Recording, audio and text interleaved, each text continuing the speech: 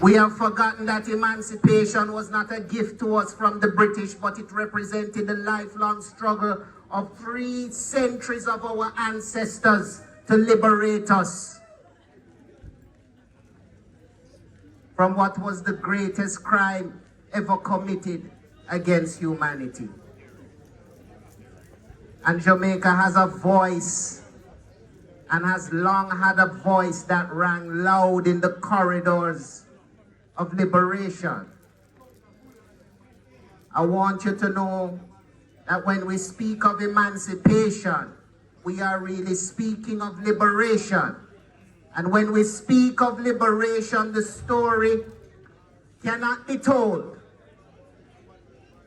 without acknowledging the history of the so-called Maroons.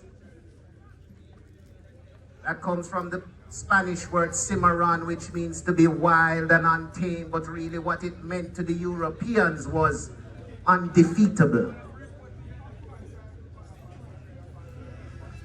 You know, as I heard Colonel Latibaudiere speak up here today, he said he was protesting.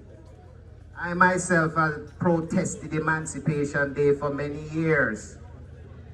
But even as I heard his name, Latibaudiere, I recognized that that's a family name that came to Jamaica from Haiti. Colonel, I wonder if you know the history.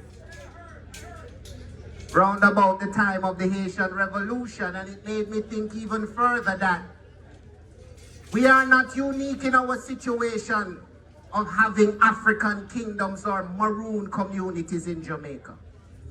Wherever the African was trafficked, wherever he was met with the brutality of enslavement, wherever that greatest crime against humanity was carried out against him, he resisted.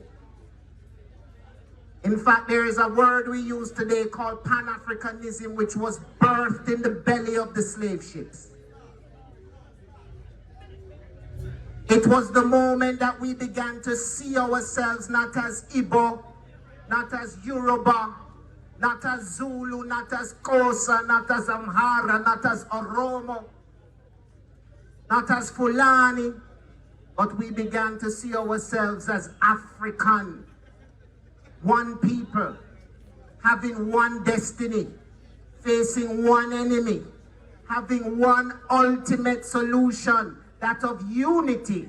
And this is what Garvey embodied in the slogan of the UNIA when he said, one God, one aim, one destiny.